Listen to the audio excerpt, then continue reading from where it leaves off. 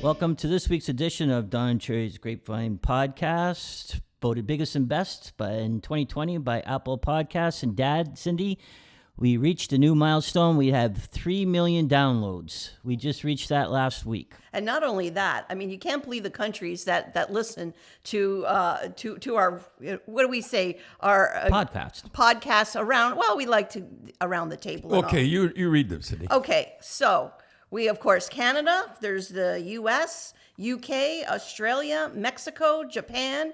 They say UAE, but it's United Arab Emirates, New Zealand, Netherlands, Ukraine, Finland, Germany, Denmark, South Korea, Hong Kong, Romania, Switzerland. I'm getting nervous. France, Norway, Italy, Ireland, the Czech Republic, Greece, Thailand, Singapore, Taiwan, and Kuwait. Now, this is because there's a lot of soldiers in those countries and plus transplanted Canadians, perhaps. It really is amazing. It's sort of scary to think. You know, it's a funny thing. There's a bar in London, England. And if a Canadian's homesick, he goes there. I think it's Maple. I could call it Maple Leaf, I think it is. And who's the guy that plays in the movies with Mike Myers? Oh, Mike Myers, yeah. Mike Myers, when he was, I remember reading this story that Mike Myers, when he wasn't a big star, he's a big star now. So he was in England, he was in London, and Coach's Corner come on, and he started to cry. You know, it was part of Canada. That's about it. Yeah. That's why it was so popular in Tampa and all that. A lot of transplanted Canadians down there, you know, in the snowbirds down there. And it's a part of Canada, your homeland. Yeah, well, as we're doing this, July 4th, I remember over in the States, boy, when we lived on Elm Drive. You can't beat Elm Drive. And that was in Rochester. That was in Rochester, yeah. And all the Elm Dutch the Beatles had got in and killed them all. But everybody had a flag out. Yeah.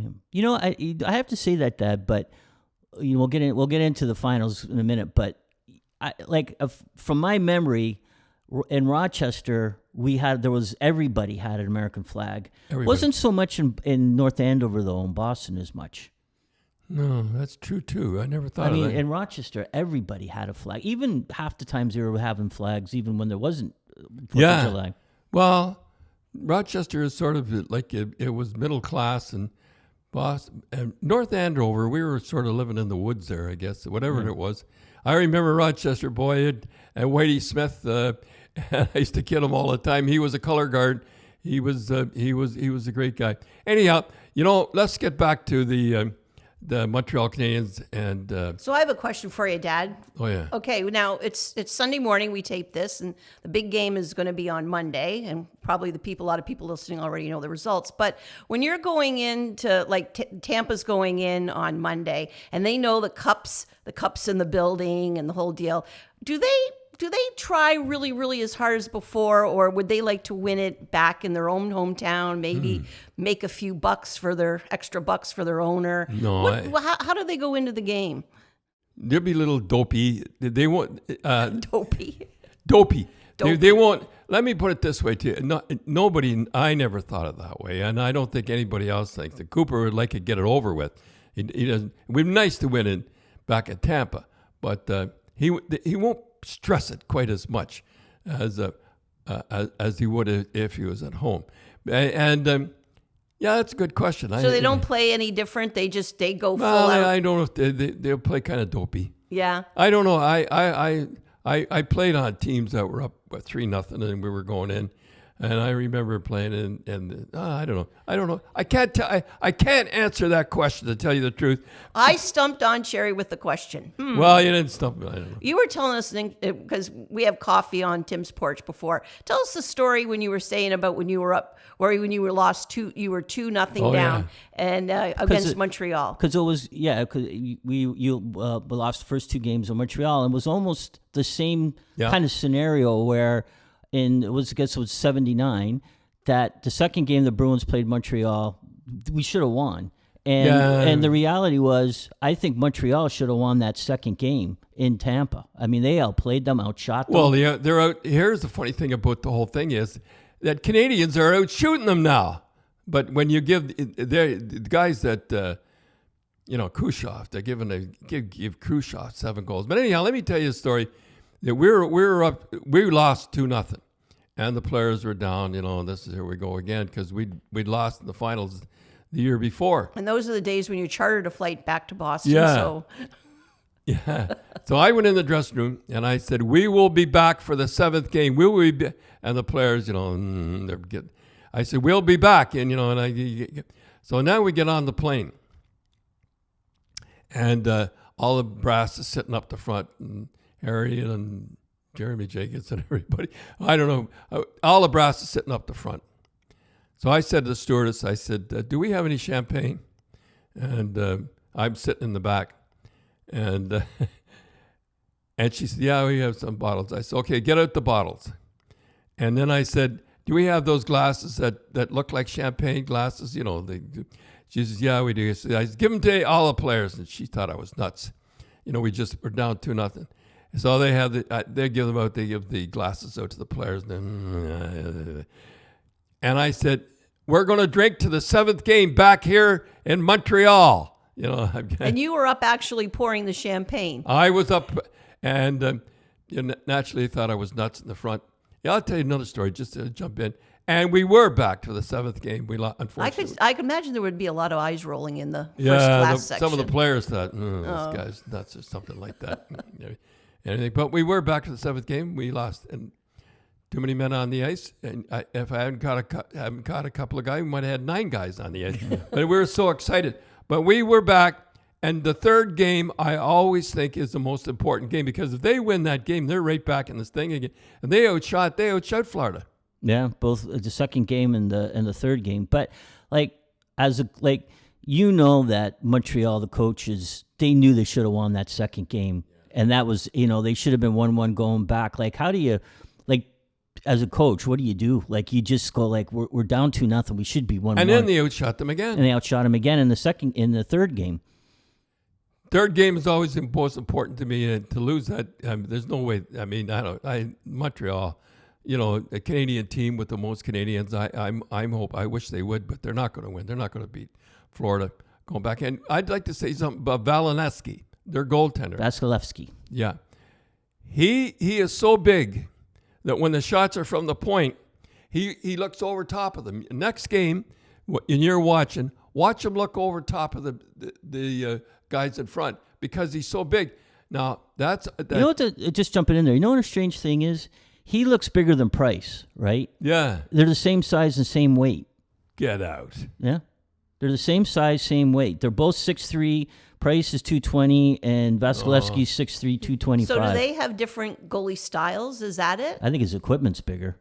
Oh. Well, I know one thing. He looks a lot bigger, and when they're coming in on him, he looks pretty big to me. Well, you and I were talking about it that he has your philosophy of if it's a 2-on-1 or thing or an odd man, which there isn't too many, he just comes roaring out and blocks a shot. And they know it, the defense too. Right, and his mentality is if you pass the puck and they score, it's not my fault. No, and if like a 2-on-1, next time you say if you might have 2 more games, and when it's a 2-on-1, he'll come out and take the shooter, and if you pass it over, not his fault, and the defense knows that. I mean when they play, there's no guesswork. He knows. Everyone knows the game plan. He's taking the shooter. He doesn't try to do half and half. Well, that makes sense because how many of the times you see the goalies not know whether to go over or do what they're going to do or try to read the play. The defense knows that he's taking the shooter. If he passes it over, it's the defense fault. And he doesn't point at the guy, but everybody knows it's his fault. Yeah, and when he comes out, there's nothing you can do. You're not going to. But your next game. Watch how he looks over top of the guy out at the point, and he looks over top. I don't believe they're the same. I don't care. Well, according to the NHL stats, and less Price shrunk over the beginning of the season. No, the other guy grew. He's taller. I don't care what anybody says. He's taller. He looks taller to me anyhow. Yeah. Well, and we're just talking about that game too, and if you don't, if you remember, I think the killer was with a half a second left in the second period. Tampa scored to go ahead. Tim, can I tell you the one that I really think that there's a point in every game or every series that, and again, I'm going back to the Boston series. I hate to say this, but remember they got that penalty that against the Islanders. Yeah, they got a chintzy penalty. Islanders scored, and the Islanders just seemed to take off after that. And they never were the same after that. During that game, I remind me of the Ice Dogs. The Ice Dogs, when we took over the Ice Dogs, we drafted, and we didn't draft very good. And I remember we got a Russian. I got forced to take a Russian, and he didn't know the game very good. And killing the penalty, he come out and went through the guys going down. I said, "What are you doing?" And when I was with the Bruins, it taught me a lesson. When I was with the Bruins, the guy going out, say he was a left defenseman, or say he was a defenseman. So what you're saying is, when they come out of the penalty or you're changing, you stay on. If you're a defenseman, you stay on. You play left wing, or you play right wing. You don't go to the bench. You don't go to the bench because, and what happened is it wasn't quite the same, but this guy was changing on and it was the third goal, and he actually skated between the two guys that had the 2-on-1. Oh, trying to get to the bench. Well, he was changing. He had his mind mapped. He was going to make, and that was the third goal was the killer, and that was it. You could just see them just change the whole deal. And tell us about the quick story though. Like we said that you got they got it was 1-1 and Montreal was outplaying them, and then they scored to make it 2-1 with half a second left. Didn't that happen to you in Vancouver? Oh yeah, I remember in Vancouver. We were in Vancouver. That's a true story. I mean, that's hard to believe. But Gilly Gilbert, who set a record, by the way, that still holds in the National Hockey League. What is it, 17 straight games? 17 consecutive wins. Doesn't mean he won 17, like played 17 games in a row, but the 17 games that he played. And he got all the tough ones. He won every game. Yeah, he got all the tough games. If we played 3 games in 3 nights. Yeah, you say you didn't like him, but this may be one of the reasons why. So yeah, I think the players. But anyhow, so it was near the end of the game, and it was the face-off in Vancouver's ends, and it was the end of the period. Yeah, it was the end of the period, and they just got the puck. And you'll see it once in a while. They just take it, slap it, put it on net, and the guy got it, and he slapped it, and the puck went in. And I swore that Gilly was taking his glove off when the puck went in. So it was like a second left. He's skating out of the net. He figures the period's over. And I said, I remember Peter McNabb, they all like Gilly, eh? And Jill. Well, they felt sorry for him and didn't want him even more in your bad books. Whatever it was. I said, I think he was taking his glove off when that oh no, he was. I don't know. And then later on, I saw it. He was skating over the net, taking his gloves off. I mean, who do you ever figure with 3 or 4 seconds to go? That's why guys don't pull the goalie because, bing bang. Anyhow, so what was the question? I was just saying. I think that was a big backbreaker in Game 2. That they scored with a half a second left. And what gets me when I see this McDonough, Ryan McDonough. He was +3 the last game, and. He kills the penalties. He blocks shots. He's fantastic. And they gave him away. He was with the Montreal, and they gave him away. And he's +3 in a 4-2 game. He's +3. It's amazing how Tampa, Braden Point had an okay season, and now he's second in the league in points. How he goes? He's unbelievable on goals. I mean, and at the start of and we did this broadcast. This is my favorite player in the playoffs is Braden Point. I hate to say that, but he is. And but you're not going to win when you give a guy like Khrushchev 7 shots on net. That's what he had. Speaking of him, it's funny. He's the whole controversy around the Tampa and the salary cap. So he didn't play at all this year. Yeah, didn't play at all, and they took the $9 million off the salary, and that allowed. I was reading an article. And they said, the big thing was they were able to get that Dennis Savard, the defenseman, because of that. and because he's almost making, I think it's like $4.5 million. By the way, talking about defensemen, I'm not knocking Adam Fox. I mean, he won the best defenseman. Yeah. I mean, I'm not knocking the guy, but I mean, what does Hegbert and guys like that think? I mean, McDonough and Peter Angelo and. Well, yeah, I don't. I'm not knocking the guy, but. Well, you know why? No, we know why. Because he was in New York. Yeah. And it's the writers that are right. What was the stats? He had 4 goals, 47 points, plus 19, and 14 minutes in penalties. And there's a guy who played for Arizona that we met, Chikrin. Yeah. What was his Jacob name? Chikrin. I call him Jake. Jake Chikrin. He got 18 goals. 18 goals. He got 4 times as many goals, if that's the way you're going. And he didn't, and he's not even mentioned. Yeah, they said this is the first time they can't remember that a guy won the Norris Trophy. That team didn't make the playoffs.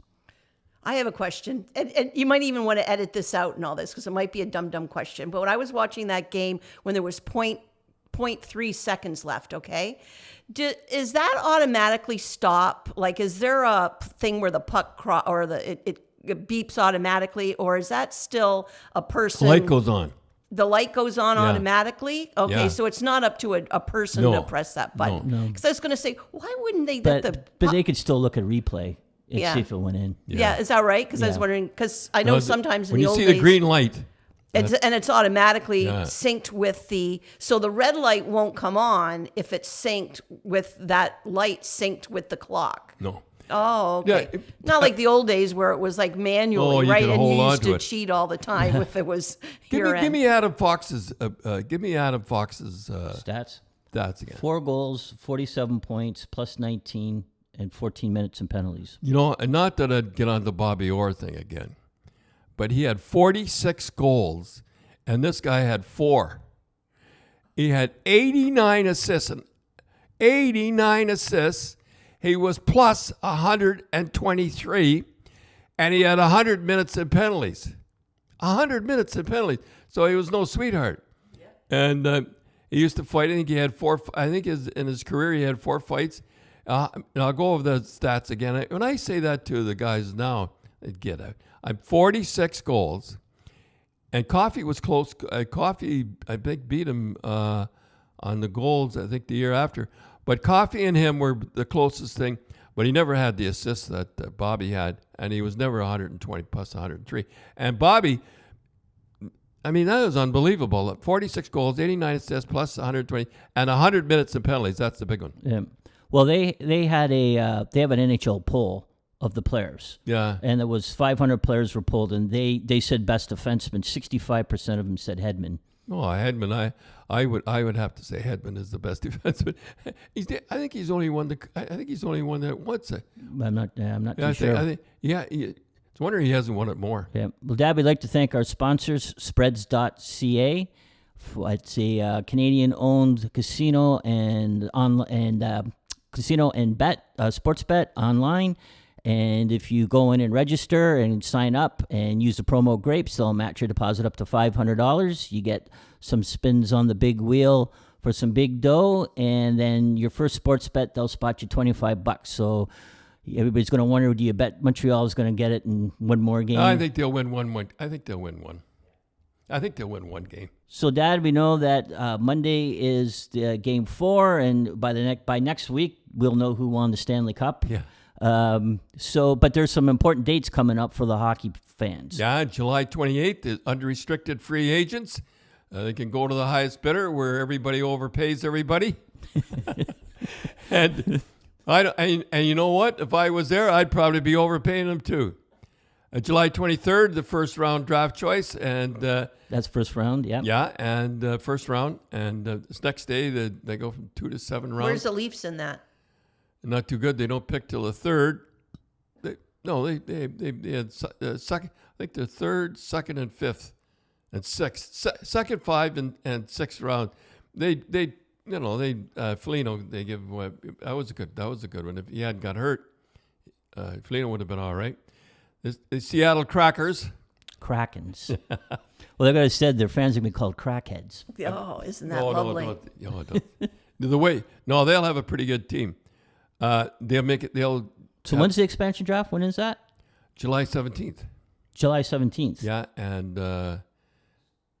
and they give that they'll have a pretty good team. They'll have guys left over. You know what? The Leafs are going to lose Kerfoot. I like that Kerfoot. But he's earning too much dough. He's earning $3.5 million. They can't afford. Well, that's what the rumor is that they won't protect him. And Seattle will get him in the expansion draft. Well, $3.5 million. That's a lot of money. Spezza signed for 1 year. What do you get? Did he get a raise? Yeah, he got $50,000 raise, $750,000. Yeah, unbelievable. He was their best player. Imagine he's their best player, and the guys are getting $10 million. We better not go into that again. But Wayne Simmons got 2-year contract. I think he got about $700,000. That was good. I saw him on Twitter, and he just said, he goes, I had a bad taste in my mouth the way it ended, and he says, I got a lot. He broke his thumb. He was never the same after he broke his thumb. But like you and I said last week, if they're going to get him, they have to play him, and they got to play him in the playoffs. Yeah, and you take Perry. They got Perry. Perry played for over 14 minutes. He's been in the Stanley Cup Finals 2 years in a row. Is that right? Yeah, with Dallas. Remember, we were watching a game. I know we're getting off talk, but we were watching a game in the finals, or was it the finals or was it the semifinals? And he was playing for Dallas. Dallas just scored to kind of get back into a game, and then he went out and kind of got a dummy penalty. Yeah. And you said they won't re-sign him because of that penalty, and they didn't sign him. No. And then Montreal picks him up. He 2 years in a row he's been in the finals. And got important goals. Yeah. Yeah. Jack Hyman, he won't be back as much as they want him back, but he'd like to get me back. But he can't be because he's going to go.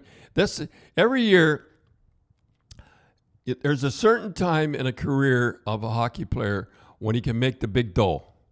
And the big dough, this is his year that he'll make the big dough. And somebody's going to really pay him some money. Jab Campbell, he's making $1.65 million. He's going to get a big raise. Yeah. Anderson won't be back. No, but two of them, they can't be back. I mean, they just let's see. The Leafs can protect 7 forwards, and they can pick 1 defenseman, and they'll put up a goalie, but I don't know. They can protect their defense. They can expose one defenseman. Anyhow, it should be interesting, and I know you don't like knocking guys, but I gotta say that I don't understand the coaching in Seattle. I don't understand that coach. I mean, and I'm not knocking him, and I don't like knocking him, but I'd like to know why they picked him. I have to say I don't understand it. I thought for sure if they weren't going to pick Gallant, I thought they'd pick Rick Tocchet. Yeah. Or Tocchet. Bruce Boudreau. Bruce Boudreau. I mean, never been. He's and don't forget Tortorella. He's in there. Yeah. He colorful the city guy. would love him. Oh, they go nuts they over love him. Yeah. And I don't understand it. The guy they got, I'm not knocking him. Never played in the National Hockey League, and in his coaching career, he's never been out of the first round of the playoffs.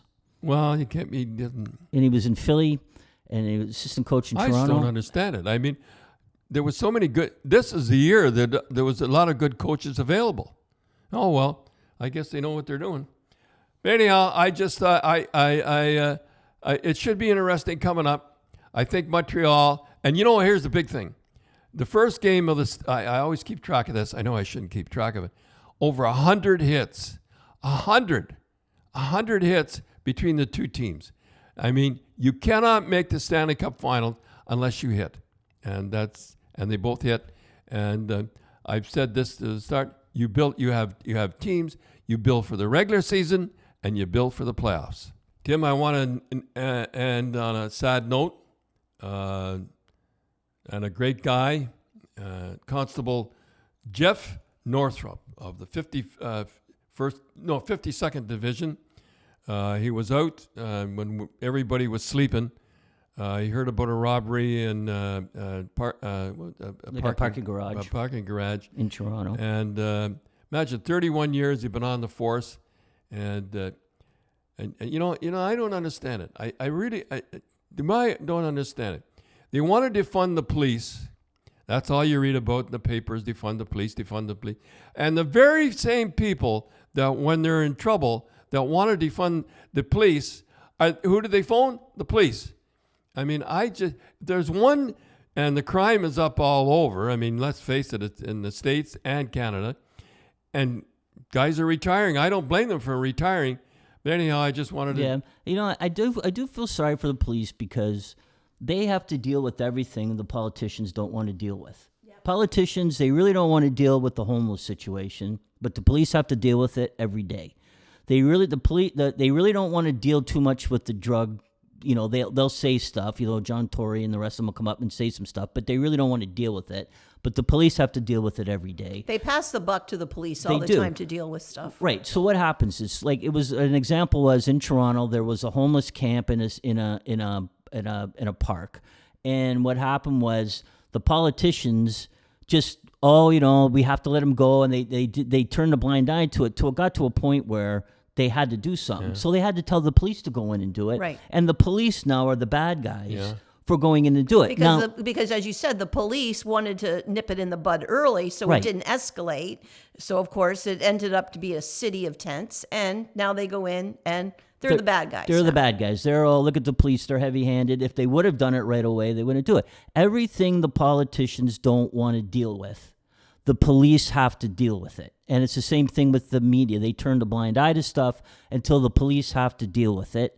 And then unfortunately, they're always put in the bad light. And, you have people like the leader of the NDP who, in the federal, the federal leader of the NDP who constantly is chastising the police and saying how bad they are and saying they're racist and all that. And, unfortunately, you get this guy, this police officer doing his job, and he got run over deliberately doing his job, and there's no outrage. No, it should be an outrage. Jeff Northrop was hit by a car while he was investigating a robbery, 31 years and 52 division. He was a great guy.